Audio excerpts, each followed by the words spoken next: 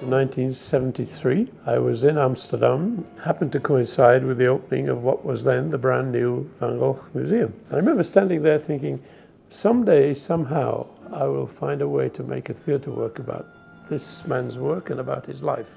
His obsession with the character, it was inspiring itself. It made me curious to plunge in.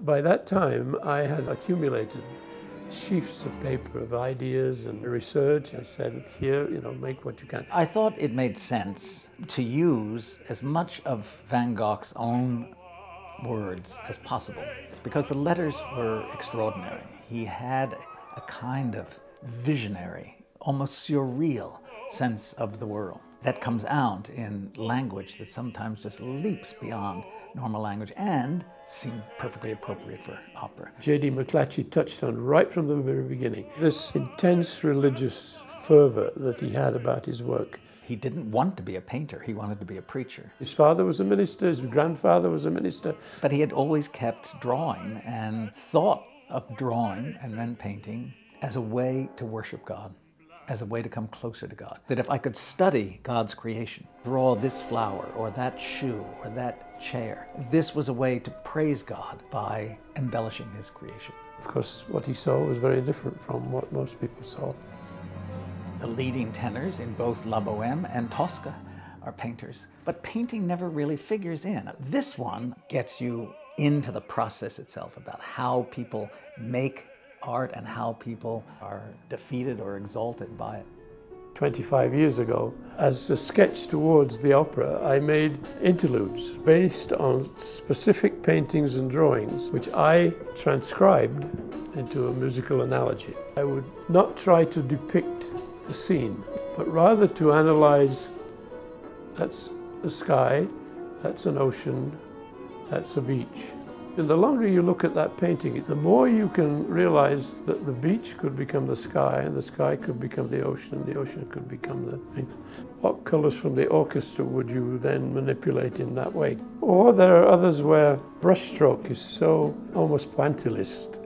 The intensity of these tiny little flecks. And he's behind slashing lines and thinking, this is what I mean when I'm painting the starry night. How do you use the instruments to suggest that kind of thing? I want to put myself in a position where I can't handle the challenge when I start, but my life is about finding a way. It would mean nothing if we didn't give the audience a visceral sense of how the paintings were put together. There will be, in a sense, a narrative of color throughout Vincent's life. It began bright and shiny, but gradually over his life, because of his physical ailments, it becomes darker and darker and darker.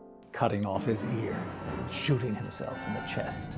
There were scenes that you had to include. They were canonical in a way, but wonderfully theatrical at the same time. The whole relationship in the first act between Van Gogh and his father. A very antagonistic relationship. In an effort to placate his father, he ended up working in a mining community, bringing a kind of spiritual relief to these poor people who have come to see whether their sons and husbands are going to be trapped down there forever and die. Vincent, he starts them singing this hymn, and he sings with them for one verse, but then he gets more and more carried away trying to lift their spirits, and he starts to almost speak with tongues. And in fact, he's having a seizure. He was epileptic.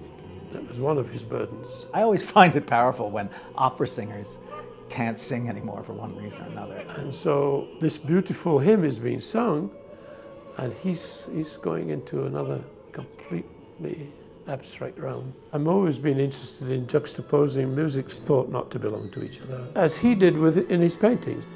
Throughout the opera, each individual character has a harmony. It's the same principle as leitmotif, but this is vertical rather than horizontal.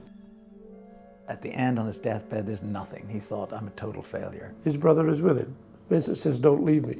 Theo says, I'm always here. I've always been here. He gives his most famous set of paintings, all the versions of the sunflower, to his brother, who had supported him all his life and been his great champion. And he said, these are not sunflowers I painted. I'm not interested in those flaring petals or the dark seeds of the disc and whatnot. This is how I paint gratitude. The offstage chorus is gradually blended into the orchestra, and Vincent has just uttered his last word. It becomes more and more present, like celestial chorus.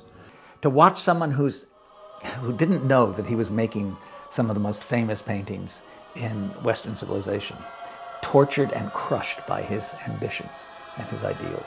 It's a very moving story, but also gives you, I hope, a richer sense of the man who made these paintings that we all know. The opera is really about all that we don't know about Van Gogh.